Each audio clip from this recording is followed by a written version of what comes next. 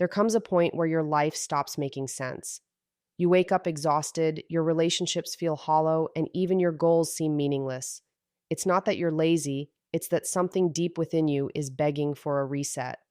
Most people ignore that voice. They keep running the same loop, hoping one more distraction will quiet the discomfort.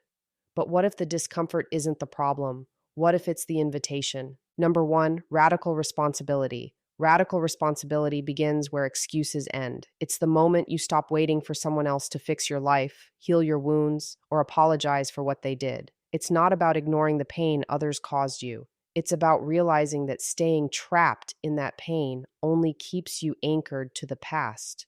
When you take radical responsibility, you stop asking, "Why did this happen to me?" and start asking, "What am I going to do about it now?" That shift sounds simple, but it changes everything. It moves you from being a passive observer of your circumstances to an active creator of your reality. Most people never make that shift. They spend years blaming their childhood, their partners, their careers, their health, as if the story of their suffering is what defines them. But when you finally choose to take responsibility, you reclaim something that blame will never give you: control. There's a kind of power that comes with owning your part in everything that has unfolded in your life. It doesn't mean you caused everything. It means you're willing to own your response to everything. Life happens. People disappoint you. Plans fall apart. The world isn't fair. But none of that decides who you become. Your response does. Responsibility is the bridge between pain and progress. It's how you turn a wound into wisdom. And this level of responsibility feels uncomfortable at first because it demands that you stop playing the role you've grown used to: the victim, the survivor, the person who always had a reason to fail. Once you step into responsibility, there's no one left to blame. And that's both terrifying and liberating. Radical responsibility requires deep self-reflection. It asks you to stop running from your own patterns, the ones that keep you stuck in cycles you claim to hate. Maybe you keep attracting the same kind of relationship because you haven't faced what you tolerate. Maybe you keep ending up in the same job because you're afraid to risk stability for authenticity. Maybe your health keeps declining because you numb your emotions instead of expressing them. None of this is meant to shame you. It's meant to wake you up. Radical responsibility is an act of self-respect.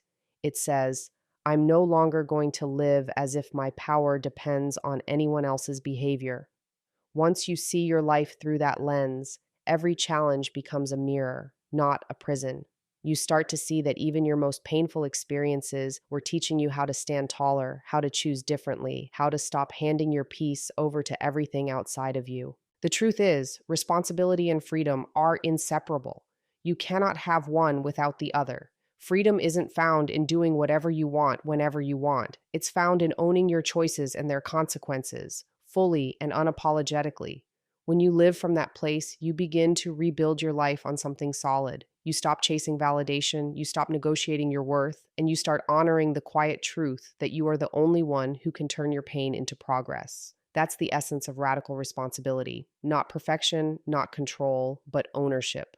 A complete acceptance of where you are, how you got here, and what you're willing to do next. Number two, elimination for clarity. Elimination for clarity is one of the most powerful yet underrated steps in resetting your life. It's the process of consciously removing what no longer aligns with who you're becoming, even if it once felt essential to who you were. Most people think transformation begins by adding more habits, more routines, more books, more effort.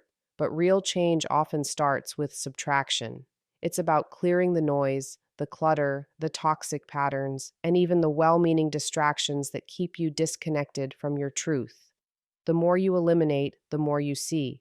When your environment, your body, and your mind are full of unnecessary weight, clarity can't find its way in. The space you create by removing what doesn't serve you becomes the soil where new growth can finally happen. The first layer of elimination happens in your physical world. Look around your environment, your home, your workspace, your daily surroundings. Every item you own holds energy. Some objects lift you, others drain you. When you walk into a room filled with clutter, your nervous system stays alert, tense, and unfocused.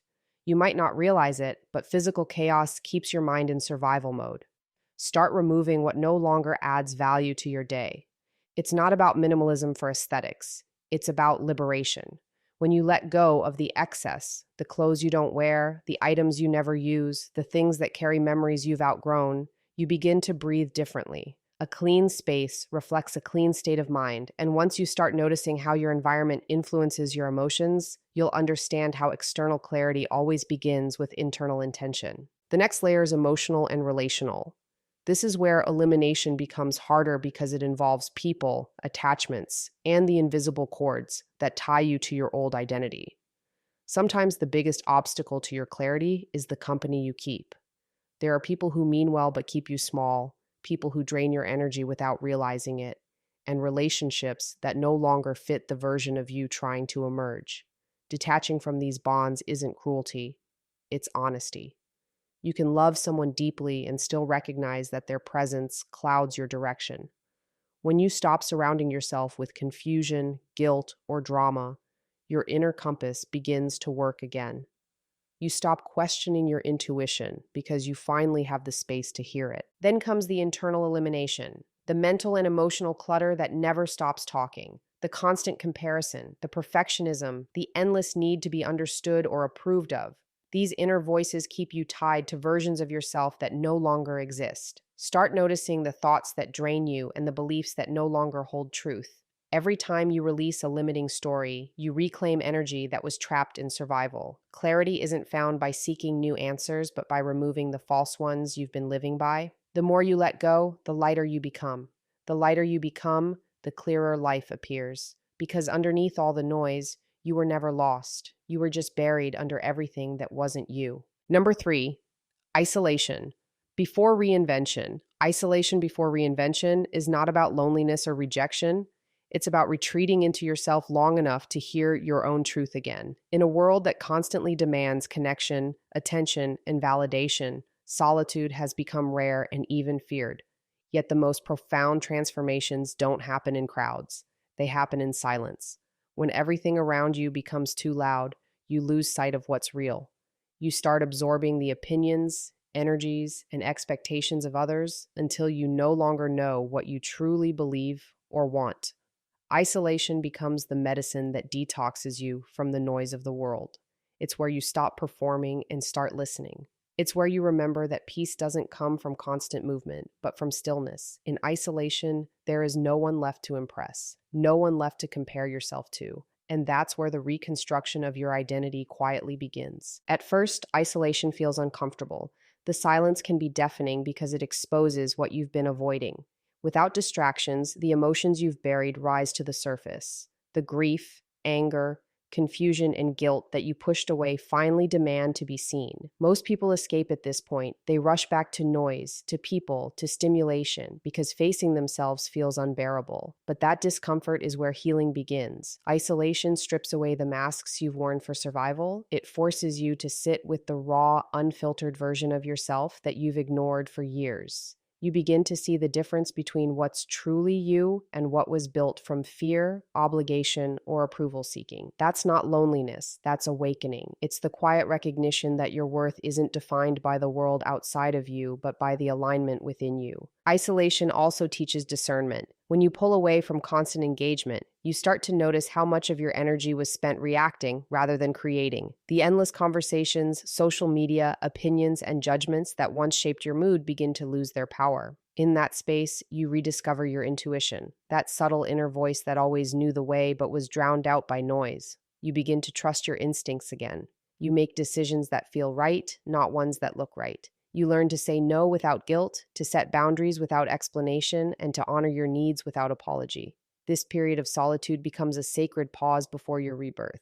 It's not isolation as punishment, it's isolation as preparation. In this stillness, your old identity starts to dissolve. The roles you played, caretaker, overachiever, people pleaser, fixer, begin to fall away. You realize how much of your life was shaped by survival rather than authenticity. And as the external layers fade, your inner self begins to emerge, quieter, stronger, clearer. You start to build from truth, not from expectation. You find creativity in stillness, direction in silence, and strength in solitude. When you finally step back into the world, you don't return as who you were. You return as who you were meant to be all along. That is the gift of isolation. It dismantles everything false so that reinvention can begin from something real. Number 4, listen to your body and mind. Listening to your body and mind is one of the deepest forms of self awareness you can cultivate. Most people spend their lives disconnected from both, trapped in their heads, ignoring their physical signals, and pushing past exhaustion in the name of productivity. The body whispers long before it screams. Fatigue, anxiety, restlessness, irritation, and even apathy are not random sensations. They are messages. Each one points to something you've neglected. When your mind races, when your chest tightens, when your stomach knots, these are not signs of weakness, but communication from the most intelligent system you have. Your body has been keeping score of every suppressed emotion, every ignored boundary, every time you've chosen survival over self-care. To listen means to slow down enough to hear what it's trying to tell you. The body and mind are not separate. They are in constant conversation. When you're emotionally overwhelmed, it shows up physically, in your posture, your digestion, your sleep, your skin, your hormones. Stress doesn't vanish because you refuse to acknowledge it. It simply hides in your tissues until you pay attention. And the mind is no different. When you feed it chaos, comparison, and overstimulation, it begins to malfunction. You start to feel lost, unmotivated, reactive. These symptoms aren't random. They're reflections of what you've been consuming, what you watch, who you listen to, the thoughts you repeat. All of it shapes your mental ecosystem. Listening to your mind means noticing what drains your clarity and what restores it. It means becoming aware of your patterns instead of judging them. The more awareness you bring to your thoughts, the less control they have over you. Learning to listen requires stillness. The modern world rewards distraction, constant scrolling, constant noise, constant movement. But silence is where truth lives. When you remove the distractions, you begin to feel again. And that's where most people stop, because feeling means facing. It means acknowledging the exhaustion you've been ignoring, the sadness you've numbed, the fear you've disguised as ambition. Yet, facing those emotions is the only way to process them. The body heals when the mind stops running. When you start to listen, you realize your symptoms have always been signals, not enemies. That tension in your shoulders might be unspoken responsibility. That tightness in your chest might be repressed truth. That fatigue might be emotional overload. The body speaks the language of sensation, and when you learn to translate it, you begin to understand yourself on a level that words can't reach. Listening to your mind means cultivating honesty. How many times have you silenced your intuition because logic told you to be reasonable? How often have you convinced yourself to stay in situations that were draining your spirit? The mind can rationalize anything, but the body doesn't lie. When something isn't right, your body knows before your brain admits it. Listening means trusting those cues even when they don't make sense on paper. It means honoring your limits, resting without guilt, nourishing yourself without apology, and creating space for recovery before burnout forces it on you. The body and mind are your guides. They've been trying to protect you all along. When you finally start to listen, you stop fighting yourself and begin to move in alignment with the life your whole being has been asking for. Number 5, the power of small, consistent change. The power of small, consistent change is often underestimated in a world obsessed with instant transformation. We glorify dramatic overhauls and overnight success stories. Yet the truth is that real, lasting change rarely happens that way. It unfolds quietly in the background through small, disciplined actions that seem insignificant in the moment but compound over time. Every great transformation begins with one small decision: to show up, to try again, to choose differently today. When you focus on small, consistent steps instead of massive, unsustainable leaps, you build a foundation that actually lasts. You stop chasing motivation and start developing momentum. The beauty of small change is that it doesn't rely on willpower alone. It relies on commitment, patience, and presence. Consistency is what transforms effort into evolution. Anyone can make a big change for a week. Anyone can stay disciplined for a short burst when the inspiration is fresh. But consistency is what tests your sincerity. It's the quiet repetition of choosing what aligns with your growth, even when no one's watching. It's the decision to go for a walk instead of numbing out, to read a few pages instead of scrolling, to make a healthier choice even when it's inconvenient. Each of these moments feels small, almost forgettable, but they're not. They're votes for the kind of person you're becoming. The human brain thrives on familiarity. It adapts to what you repeatedly do. So every time you act in alignment with your intentions, even in a small way, you rewire your mind to believe a new story about who you are. What makes small, consistent change so powerful is that it bypasses the resistance that comes with drastic shifts. When you set unrealistic expectations, you set yourself up for burnout and disappointment. But when you commit to doing something small and doable every day, your subconscious mind begins to accept it as part of your identity. That's when transformation stops feeling like effort and starts feeling natural. Progress becomes less about perfection and more about persistence. You learn to celebrate process over outcome, the small wins, the subtle progress, the quiet discipline of showing up for yourself repeatedly. This is how people rebuild their lives after collapse, how they heal after heartbreak, how they grow when everything else seems uncertain, through the rhythm of small, consistent choices. There's also humility in this kind of change. It forces you to let go of the ego that demands instant results and embrace the patience that real growth requires. It teaches you to find peace in the process rather than in the destination. When you practice consistency, you stop needing every effort to be extraordinary. You understand that the extraordinary is built from the ordinary, repeated over time. Your strength is not in what you do once. It's in what you do daily, quietly, even when it feels like it's not working. Every small choice is a seed. Every act of discipline is a root. Every day you show up, even imperfectly, is proof that change is already happening beneath the surface. Number 6, choosing meaning over comfort. Choosing meaning over comfort is one of the most difficult but transformative decisions you can make. Comfort is seductive. It offers safety, predictability, and relief from the chaos of life. It's the warm cocoon that shields you from uncertainty, but it also keeps you small. Comfort whispers that you're fine where you are, even when you're restless inside. It convinces you that growth is too risky, that pain is to be avoided at all costs, and that happiness lies in avoiding discomfort. But meaning lives on the other side of that illusion. It's found in the moments when you confront what scares you, when you choose truth over convenience, and when you stop settling for what's easy in exchange for what's real. Meaning doesn't promise ease. It demands engagement. It asks you to show up fully, to participate in your life with intention, and to face the uncomfortable emotions that come with living honestly. Comfort keeps you in cycles of repetition, but meaning moves you toward purpose. Most people live in a loop of small pleasures that numb deeper dissatisfaction, scrolling endlessly, chasing validation, accumulating things that never fill the void.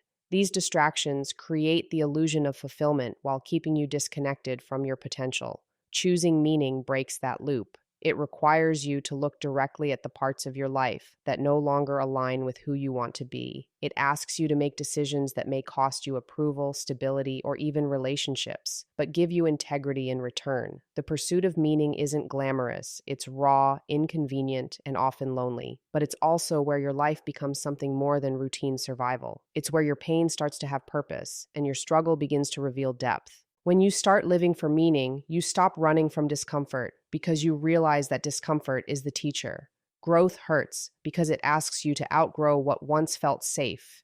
It pushes you to dismantle old beliefs, outdated versions of yourself, and attachments that no longer serve your evolution. The mind resists this process because it craves familiarity, even when that familiarity is miserable. But meaning demands surrender, a willingness to walk into uncertainty for the sake of authenticity. The discomfort that comes with that journey is not a punishment. It's a sign that you're expanding. You start to see that every challenge, every heartbreak, every failure is shaping you into someone capable of deeper understanding and compassion. That's the paradox of meaning. It often arrives disguised as struggle. Choosing meaning over comfort also changes how you measure success. It stops being about how easy your life feels and starts being about how aligned it is. You begin to prioritize purpose over pleasure, growth over stagnation, truth over appearance. You start to understand that meaning doesn't remove suffering, it transforms it. It gives your pain a direction. It allows you to endure difficulty without losing hope because you know it's leading somewhere worthwhile. Comfort may offer temporary peace, but meaning gives you strength, identity, and depth. It gives you a reason to wake up, to endure, to keep becoming who you were meant to be. When you decide to reset your life, you're not erasing your past. You're reclaiming your power from it. Every ending is an invitation to begin again, stronger and more awake. The reset isn't about perfection, it's about alignment. This is your reminder that you already have everything you need to rebuild. You just have to begin.